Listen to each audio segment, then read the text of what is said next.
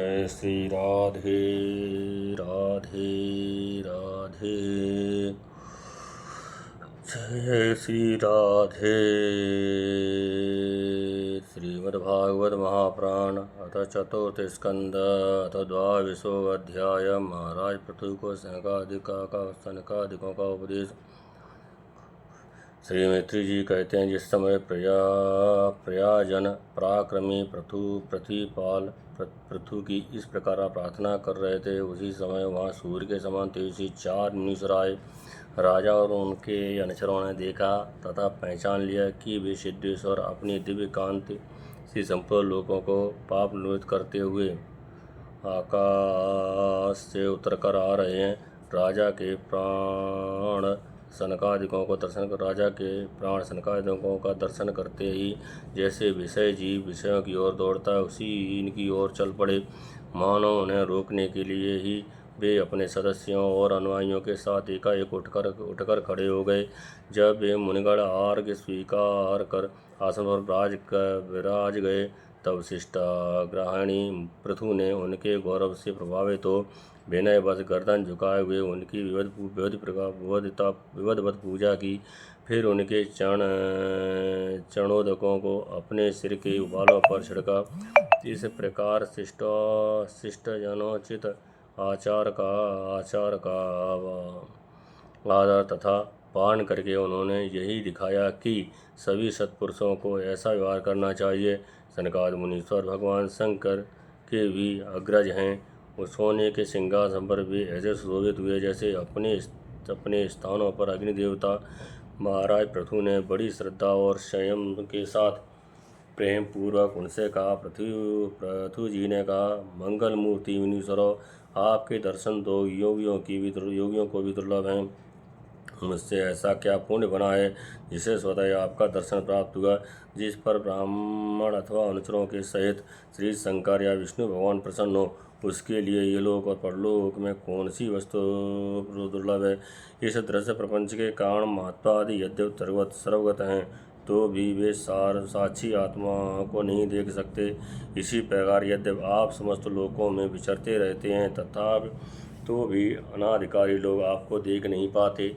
जिनके घरों में आप जैसे पूज्य पुरुष उनके जल तृण पृथ्वी निग्रस्वामी अथवा सेवा किसी अन्य पदार्थ को स्वीकार कर लेते हैं, वे गृहस्थ धनहीन होने पर भी धन्य हैं। जिन घेरों में कभी भगवत भक्तों के परम पवित्र चरणों के छींटे नहीं पड़े, वे सब प्रकार की रिद्धियाँ सिद्धियों से भरे होने पर भी ऐसे वृक्षों के समान हैं जिन पर सांप रहते हैं। मुनीश्वरों, आपका स्वागत है। आप लोग तो बाल्यावस्था से ही मूर्छों के मार्ग का अनुसरण करते हुए एकाग्रचित्त से ब्रह्मचर्य आदि वाहन व्रतों का बड़ी श्रद्धापूर्वक पाचन कर रहे हैं। स्वामियों, हम लोग अपने कर्मों के वशीभूत होकर विपत्तियों के क्षेत्र रूप इस संसार में पड़े हुए केवल इंद्रिय संबंधी भोगों को ही परम प्रसाद मान रहे हैं। सो क्या हमारे निस्तार का भी कोई उपाय है? आप लोगों से कुछ कुशल प्रसन्न करना उचित नहीं है, क्योंकि आप निरंतर आत्मा में ही रमण करते हैं। आपसे ये कुशल है और ये अकुशल है, इस प्रकार वृत्तियाँ कभी होती ही नहीं हैं। आप संसार नल से संतप्त जीवों के परम हृदय हैं। इसलिए आपसे विश्वास करके मैं ये पूछना चाहता हूँ कि इस संसार में मनुष्य का किस प्रकार सुगमता से कल्याण हो सकता है।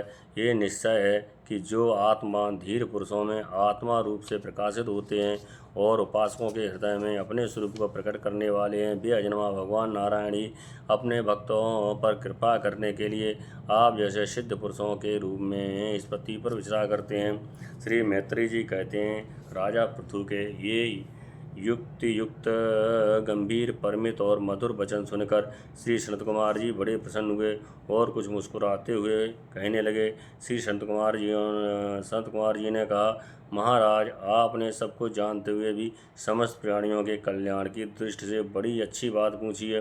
सच है, साधु पुरुषों की बुद्धि ऐसी ही हुआ करती है। तत्पुरुषों का समागम श्रोता और वक्ता दोनों को भी अभिमत होता है।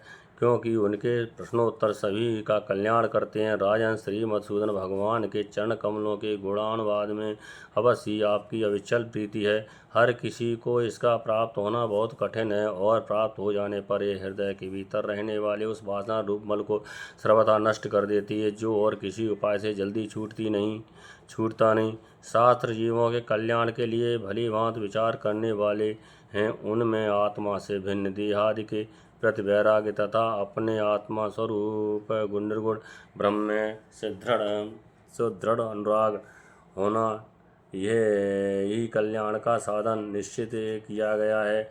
शास्त्रों का ये भी कहना है कि गुरुजन और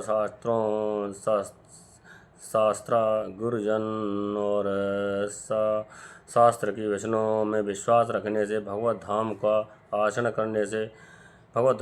करने से, तत्व जिज्ञासा से, ज्ञान योग की निष्ठा से, योगेश्वर श्री हरि की उपासना से, नित्य प्रति पूर्ण कीर्ति श्री भगवान की पावन कथाओं को सुनने से, जो लोग धन और इंद्रियों के भागों में ही रहते हैं, उनकी कुष्ठी में प्रेम न रखने से, उन्हें प्रिय लगने वाले पदार्थों का आस्तिकपूर्वक संग्रह न करने से, भगवद गुणामृत का पान करने के सिवा अन्य समय आत्मा में ही संतुष्ट रहते हुए एकांत सेवन में प्रेम रखने से, किसी भी जीव को कष्ट न देने से, निवृत्त निष्ठा से आत्मिकता का अनुसंधान करते रहने से, श्री हरि के पवित्र चरित्र रूप श्रेष्ठ अमृत का आस्वादन करने से, निष्काम भाव से यम नियमों का पालन करने से, कभी किसी की निंदा न करने से, योग क्षेम के लिए प्रयत्न न करने से, शीतोष्णादि द्वंद्वों को सहन करने से, भक्तजनों के कानों को सुख देने वाले श्री हरि के गुणों का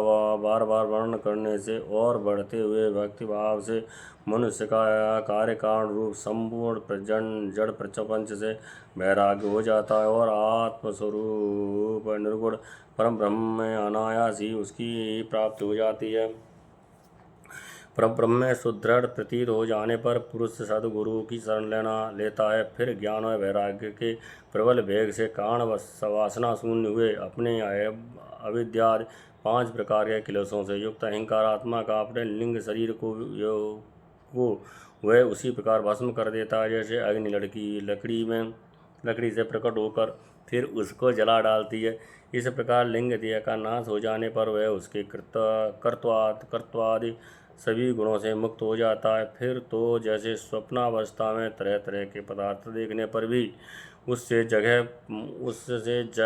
पड़ने पर उनमें से कोई चीज़ दिखाई नहीं देती, उसी प्रकार वह पुरुष शरीर के बाहर दिखाई देने वाले घटा पटादि और भीतर अनुभव होने वाले सुख दुख आदि को भी नहीं देखता। इस स्थिति में प्राप्त होने के से पहले ये पदार्थ ही जीवात्मा और परमात्मा के बीच में रह कर उनका भेद कर रहे हैं। जब तक अंतःकरण रूपी उपाधि रहती है, तभी तक पुरुषों का जीवात्मा इंद्रियों के विषय और इन दोनों का संबंध कराने वाले अहंकार का अनुभव होता है। इसके बाद नहीं। बाह्य जगत में भी देखा जाता है कि जल तर्पण आदि निमित्तों के रहने पर भी अपने बिंब और प्रतिबिंब का भेद दिखाई देता है, अन्य समय नहीं। जो लोग विषय चिंतन में लगे रहते हैं, उनकी इंद्रियां विषयों में फंसी जाती हैं तथा मन को भी उनकी की ओर खींच ले जाती हैं।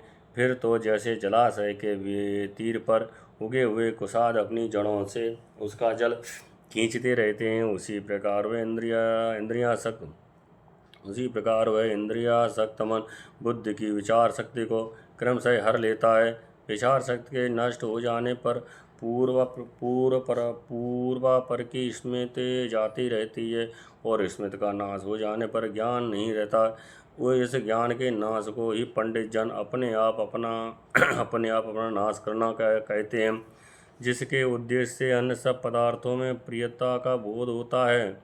उस आत्मा का अपने द्वारा ही नाश होने से जो स्वार्थ हानि होती है, उसे से बढ़कर लोक के जीवन की और कोई हानि नहीं है।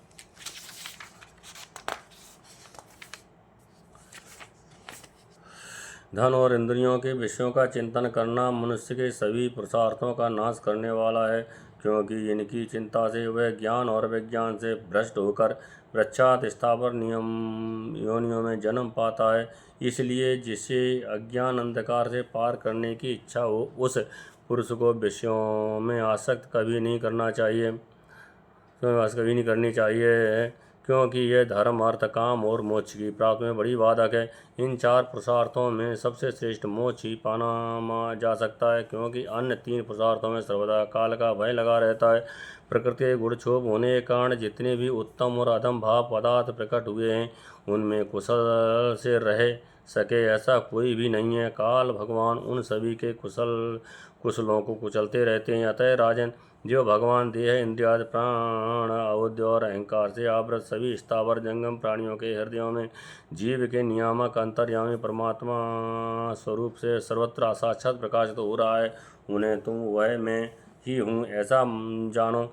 जिस प्रकार माला का ज्ञान हो जाने पर उसमें सार बुद्धि नहीं रहती, उसी प्रकार विवेक होने पर जिसका कोई पता नहीं लगता, ऐसा यह मायामय प्रपंच जिसमें कार्य कारण रूप से प्रतीत हो रहा है और जो स्वयं कर्म फल कलुषित प्रकृति से परे है, उस नित्य मुक्त निर्मल और ज्ञान स्वरूप परमात्मा को मैं प्राप्त हो रहा हूँ। संत महात्मा जिनके चरण कमलों के अंगुले दल की छिटकती हुई छटा का स्मरण करके अहंकार रूप हृदय ग्रंथि को जो कर्मों से गठित है इस प्रकार छिन्न भिन्न कर डालते हैं कि समस्त इंद्रियों का प्रत्याहार करके अपने अंतःकरण को निर्विषय करने वाले सन्यासी भी वैसा नहीं कर पाते। तुम उन सर्वाश्रय भगवान वासुदेव का भजन करो, जो लोग मन और इंद्रिय रूप मगरों से भरे हुए इस संसार सागर को योगा दुष्कर साधनों से पार करना चाहते हैं। उनका उस पार पहुंचना कठिन ही है, क्योंकि उन्हें गर्भधारण रूप श्री हरि का आश्रय नहीं है। क्योंकि उन्हें कर्णधार रूप श्री हरि का आश्रय नहीं है, अतः तुम तो भगवान के आराधनी चरण कमलों को नौका बनाकर अनायास ही इस दुस्तर समुद्र को पार कर लो। श्री मैत्री जी कहते हैं, विदुर जी ब्रह्मा जी के पुत्र आत्मज्ञानी सनत कुमार जी से इस प्रकार आत्म तत्व का उपदेश पाकर महाराज पृथु ने उनकी बहुत प्रशंसा करते हुए कहा। राजा पृथु ने कहा, भगवान दीन दयाल श्री हरि ने मुझ पर अपनी पहले कृपा की थी, उसको पूर्ण करने के लिए आप लोग हम पधारे हैं। आप लोग बड़े ही दयालु हैं। जिस कार्य के लिए आप लोग पधारे थे उससे आप लोगों ने अच्छी तरह संपन्न कर दिया। अब इसके बदले में आप लोगों को क्या दूं? मेरे पास तो शरीर और इसके साथ जो कुछ है वह सब महापुरुषों का ही प्रसाद है। ब्राह्मण, प्राण, स्त्री, पुत्र, सब प्रकार की सामग्रियों से भरा हुआ भवन, राज्य, सेना, पृथ्वी और कोश, ये सब कुछ आप ही लोगों का है, अतः आपके श्री चरणों में अर्पित है। वास्तव में तो सेनापतित्व, राज्य, दंड विधान और संपूर्ण लोगों के शासन का अधिकार वेद शास्त्रों के ज्ञाता ब्राह्मणों को ही है। ब्राह्मण अपना ही खाता है, अपना ही पहनता है और अपनी ही वस्तु दान देता है।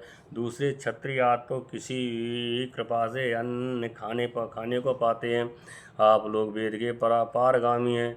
आपने अध्यात्म तत्व का विचार करके हमें निश्चित रूप से समझा दिया है कि भगवान के प्रति इस प्रकार अभेद भक्ति ही उनकी उपलब्धि का प्रधान साधन है। आप लोग परम कृपालु हैं, अतः आपसे इस दीनोद्धार रूप कर्म से ही सर्वदा संतुष्ट रहें। आपके इस उपकार का बदला कोई क्या दे सकता है? उसके लिए प्रयत्न करना भी अपनी हंसी कराना है। श्री मैत्री जी कहते हैं, विदुर जी, फिर आदिराज पृथु ने आत्मज्ञानियों में श्री शनकादि की पूजा की और वे उनके शील की प्रशंसा करते हुए सब लोगों के सामने ही आकाश मार्ग से चले गए। महात्माओं में अग्रगण्य महाराज पृथु उनसे आत्मोपदेश पाकर चित्त की एकाग्रता से आत्मा में स्थित रहने के कारण अपने को कृत सा अनुभव करने लगे।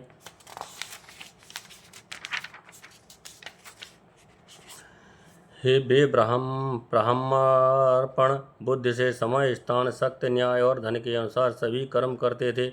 इस प्रकार के एकाग्रचित्त से समस्त कर्मों का फल परमात्मा को अर्पण करके आत्मा को कर्मों का साक्षी एवं प्रकृति से अतीत देखने के कारण वे सर्वथा निर्लिप्त हो रहे। जिस प्रकार सूर्यदेव सर्वत्र प्रकाश करने पर भी वस्तुओं के गुण दोष से निर्लेप रहते हैं, उसी प्रकार सार्वभौम साम्राज्य लक्ष्मी से संपन्न और गृहस्थाश्रम से रहते हुए भी अहंकार शून्य होने 91 इंद्रियों के विषयों से आसक्त ही नहीं हुए आसक्ति ही नहीं हुए। इस प्रकार आत्मनिष्ठा में स्थित होकर सभी कर्तव्य कर्मों को यथोचित रीत से अनुष्ठान करते हुए उन्होंने अपनी भार्या अर्च के गर्भ से अपने अनुरूप 5 पुत्र उत्पन्न किए। उनके नाम विजिताश्व, धूम्रकेश, हर्ष्य, द्रविड़ और वृक्ष थे। महाराज पृथु भगवान के अंश थे।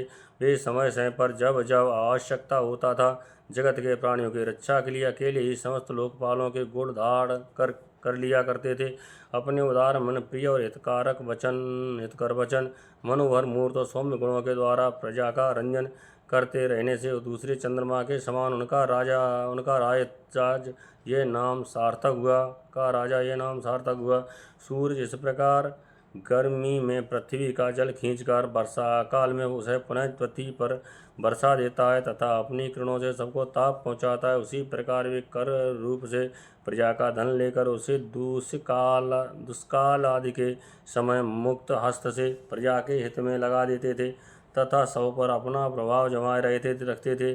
वे तेज में अग्नि के समान दुर्धर्ष, इंद्र के समान अजय, पृथ्वी के समान क्षमाशील और स्वर्ग के समान मनुष्यों की समस्त कामनाएं पूर्ण करने वाले थे। समय समय पर प्रजाजनों को तृप्त करने के लिए वे मेघ के समान उनके अभीष्ट अर्थों को खुले हाथों से लुटाते रहते थे। वे समुद्र के समान गंभीर और पर्वतराज सुमेरु के समान धैर्यवान भी थे।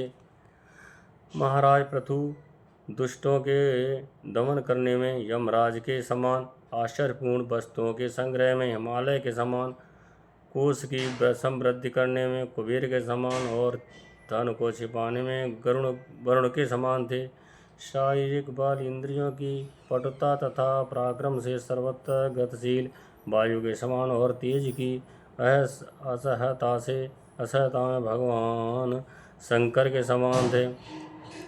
सौंदर्य में कामदेव के समान, उत्साह में सिंह के समान, वात्सल्य में मनु के समान और मनुष्य के आधिपत्य में सर्वसमर्थ ब्रह्मा जी के समान थे। ब्रह्म विचार में बृहस्पति, इंद्रियज में साक्षात श्री हरि तथा गो ब्राह्मण गुर्जन एवं भक्तों की भक्ति, लज्जा, विनयशील एवं परोपकार आदि गुणों में अपने ही समान अनुपम थे। लोक त्रिलोकी में सर्वोच्च स्वरूप से उनकी कीर्ति का गान करते थे। इससे वे स्त्रियों तक के कानों में वैसे ही प्रवेश पाए हुए थे जैसे सत्पुरुषों के हृदय में श्री राम